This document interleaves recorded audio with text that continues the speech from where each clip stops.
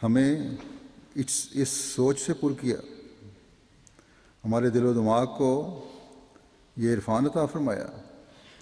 کہ آج اگر کوئی زندہ نبی ہے تو وہ آن حضرت صلی اللہ علیہ وسلم کی ذات، جنہوں نے ہمیں خدا سے ملایا، ایک براہ راست تعلق اللہ تعالیٰ سے پیدا کرنے کی طرف رہنمائی فرمائی تاکہ دلوں کے اندھیرے دور ہوں اور بندے اور خدا کا ایک تعلق پیدا ہو۔ آپ کی کتاب ہی وہ زندہ کتاب ہے جس میں قیامت تک کے لیے وہ تمام احکام، اوامر و نواہی اور خدا تعالیٰ تک پہنچنے کے طریقے بیان ہو گئے ہیں، جن سے باہر سوچنے کی کوئی گنجائش ہی نہیں، نہ انسان میں طاقت ہے کہ سوچ سکے۔ اس عظیم اور ہمیشہ زندہ رہنے والے نبی نے اپنی پیروی کرنے والے کا خدا تعالیٰ سے تعلق جس طرح آج سے 1400 سال پہلے سے زائد عرصے سے جوڑا تھا، ویسا تعلق آج 1400 سال گزرنے کے بعد بھی اسی تر و تازگی کے ساتھ جوڑا ہے۔ بلکہ جب آخرین منہم لما یلحقوا بہم یہ قرآنی پیش گوئی کہ پورا ہونے کا زمانہ آیا، تو اس عشق و محبت کی وجہ سے جو غلام کو اپنے آقا سے تھا، وسیع موت کی بعثت ایمان کو ثریا سے زمین پر لانے کا باعث بن گئی اور ایک نئی شان سے دین محمدی دنیا میں دوبارہ وسیع موت کے ذریعے سے قائم ہو گیا۔ اولین سے آخرین جو ہیں وہ اولین سے جوڑ دیے گئے۔ اس کا حدیث میں یوں ذکر ملتا ہے ایمان کو ثریا سے لانے کا۔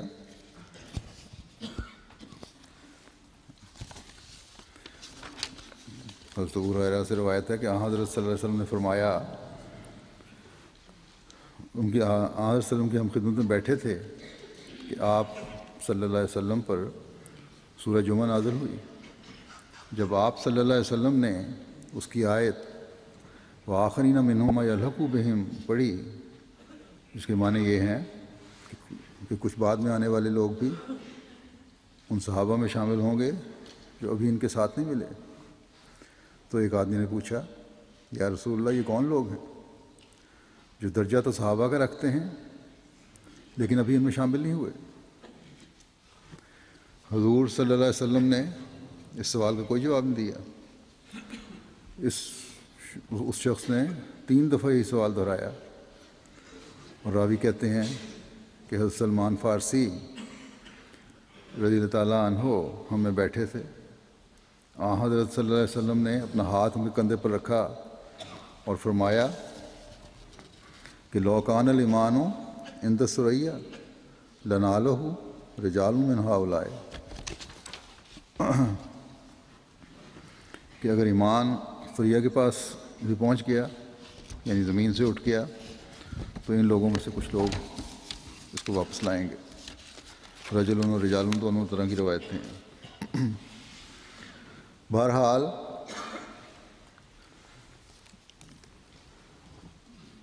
حضرت مسیح موعود علیہ الصلوۃ والسلام کا مسیح و مہدی ہونے کا دعویٰ تو بات کا ہے، لیکن اس سے پہلے بھی آپ اسلام کی خدمت پر کمر بستہ تھے، اور جب آپ کو الہام الہی کے تحت صدی کا مجدد ہونے کا علم ہوا تو آپ نے ایک اشتہار انگریزی اور اردو میں شائع فرمایا اور اعلان فرمایا کہ مجھے خدا تعالیٰ نے اس صدی کا مجدد مقرر فرمایا ہے، اور میں اس کام پر مامور کیا گیا ہوں کہ میں اسلام کی صداقت تمام دوسرے دینوں پر ثابت کروں اور دنیا کو دکھاؤں کہ زندہ مذہب، زندہ کتاب اور زندہ رسول اب اسلام اور قرآن اور حضرت محمد مصطفیٰ صلی اللہ علیہ وسلم ہیں۔ آپ نے یہ بھی فرمایا کہ میرے اندر روحانی طور پر مسیح ابن مریم کے کمالات ودیت کیے گئے ہیں، اور آپ نے تمام دنیا کے مذاہب کو دعوت دی اور چیلنج کیا کہ وہ آپ کے سامنے آ کر اسلام کی صداقت کا بے شک امتحان لے لیں۔ اور اب اسلام ہی ہے جو روحانی امراض سے شفا کا ذریعہ بن سکتا ہے، نہ کہ کوئی اور دین۔ اس اعلان نے ہندوستان کے مختلف مذاہب میں ایک زلزلہ سا پیدا کر دی، مگر کسی میں جرأت نہیں ہوئی کہ آپ کے اعلان کے مطابق اسلام کی صداقت کا تجربہ کرے۔ بڑے بڑے پادری جو اسلام چھوڑ کر عیسائیت کی آغوش میں چلے گئے تھے، عماد الدین وغیرہ جیسے، انہوں نے یہی فیصلہ کیا کہ کسی قسم کے مقابلے کی یا نشان مانگنے کی ضرورت نہیں۔ لیکن ایک پادری سوئفٹ اور لیکھرام وغیرہ جنہوں نے گو بظاہر آمادگی ظاہر کی، لیکن بعد کے واقعات نے ان کی آمادگی کو بھی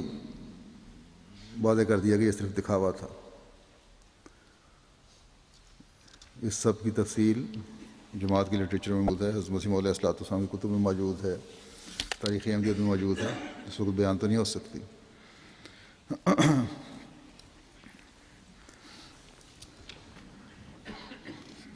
بہرحال اس دعوت نے جو اسلام کی صداقت کے لیے آپ نے دی تھی، اور اشتہار جو آپ نے شائع فرمایا تھا، اس کا ازالہ عام میں حضرت مسیح علیہ السلام نے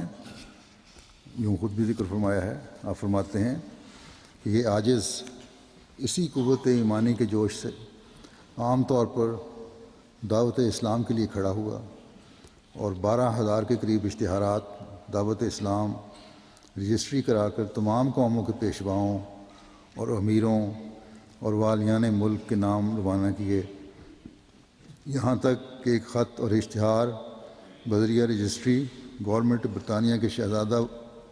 ولی عہد کے نام بھی روانہ کیا، اور وزیر اعظم تخت انگلستان گلیڈسٹون کے نام بھی ایک پرچہ اشتہار اور خط روانہ کیا۔ ایسے ہی شہزادہ بسمارک کے نام اور دوسرے نامی امراء کے نام مختلف ملکوں میں اشتہارات و خطوط روانہ کیے گئے، جن سے ایک صندوق پر ہے۔ اور ظاہر ہے کہ یہ کام بجز قوت ایمانی کے انجام پذیر نہیں ہو سکتا۔ یہ بات خود ستائی کے طور پر نہیں بلکہ حقیقت نمائی کے طور پر ہے، تا حق کے طالبوں پر کوئی بات مشتبہ نہ رہے۔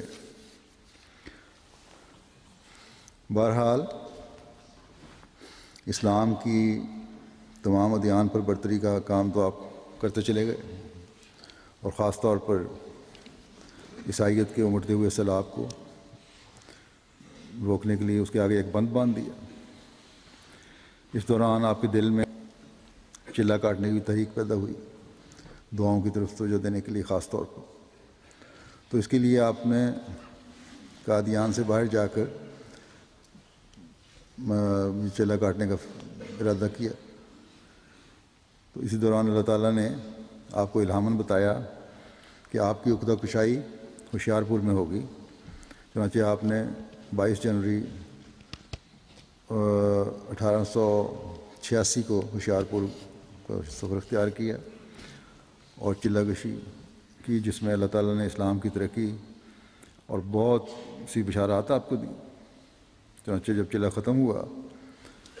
تو حضور علیہ السلام نے اپنے قلم سے 20 فروری 1886 کو ایک اشتہار رسالہ سراج منیر برنشان